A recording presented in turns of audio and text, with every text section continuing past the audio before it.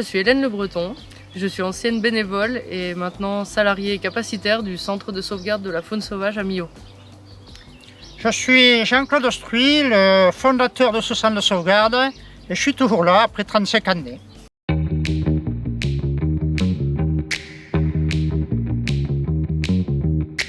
Alors en fait, je m'occupais d'une association à l'époque qui s'appelait Nature Aveyron.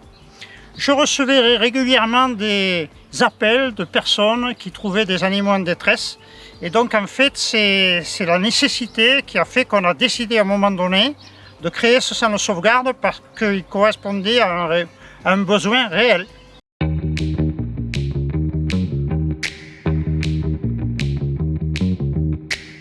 On reçoit en fait tous les animaux sauvages qui sont en difficulté avec un but, c'est de les relâcher dans la nature.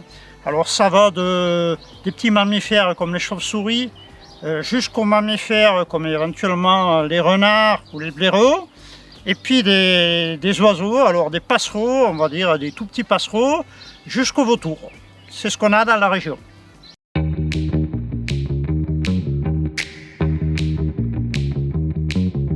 Effectivement, on est 2 salariés à l'année en ce moment, ce qui n'a pas toujours été le cas. Et pour l'été, on a une salariée qui nous vient en aide.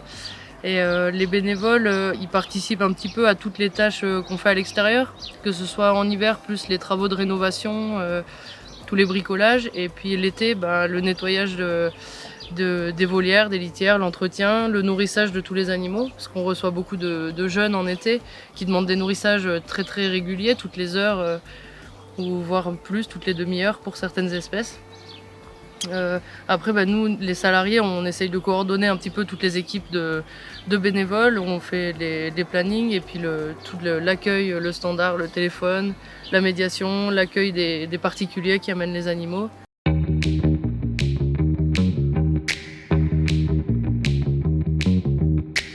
Oui, alors nous, on a une 50aine de bénévoles rapatrieurs, donc qui récupèrent les animaux en détresse et qui les ramènent jusqu'au centre de sauvegarde quand les personnes qui les découvrent ne peuvent pas se déplacer. Et ça représente un travail énorme. C'est vrai qu'on ne pense pas souvent à eux parce qu'ils ne sont pas sur la structure, mais en fait, ils font parfois des centaines de kilomètres tous les mois pour nous ramener les animaux. Et on organise en fait des points de chute pour qu'ils puissent récupérer des fois 4, 5, 6, voire 10 animaux en même temps et faire des trajets groupés.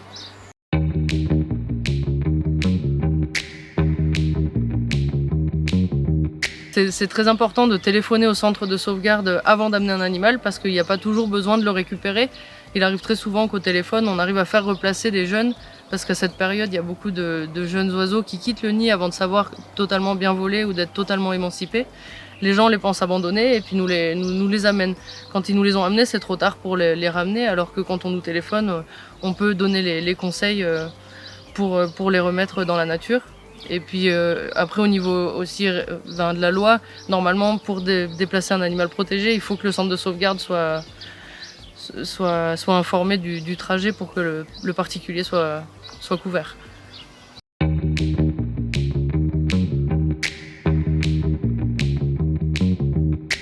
En fait, les gens qui découvrent un animal sont souvent désorientés. Ce qu'ils veulent, c'est effectivement soigner ou faire soigner l'animal qu'ils ont, mais c'est aussi souvent obtenir des conseils.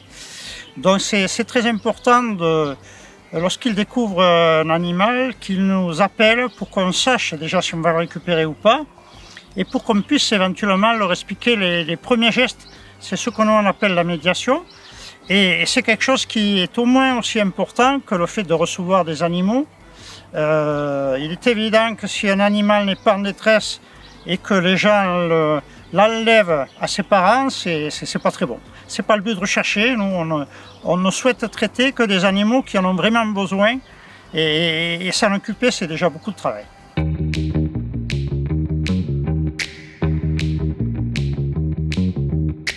Oui, il y a une évolution. On peut dire qu'il y a une trentaine d'années, lorsqu'on recevait des animaux en difficulté, c'était essentiellement des rapaces ou des grands animaux qui, d'une manière générale, vivaient en milieu rural. De par les médias, les gens sont maintenant beaucoup informés sur tout ce qui touche à la biodiversité quelque part, ils sont un petit peu plus sensibilisés. Et ça, c'est surtout en milieu urbain. Et de ce fait, les gens qui maintenant s'aperçoivent que même dans ces milieux, dans les villes, il y a des animaux, ben, lorsqu'ils sont en difficulté, ils nous appellent. Donc on a complètement inversé un petit peu l'ordre des choses. Avant, on recevait des animaux qui étaient vraiment des animaux sauvages, mais qui vivaient plutôt dans les campagnes. Et là, non seulement on a toujours ces animaux, bien sûr, mais on reçoit aussi des animaux qui vivent dans les villes, tels les martinets, les moineaux, les merles, etc. Et ça, c'est un changement au niveau des mentalités, surtout pour les gens qui vivent dans les villes, c'est évident.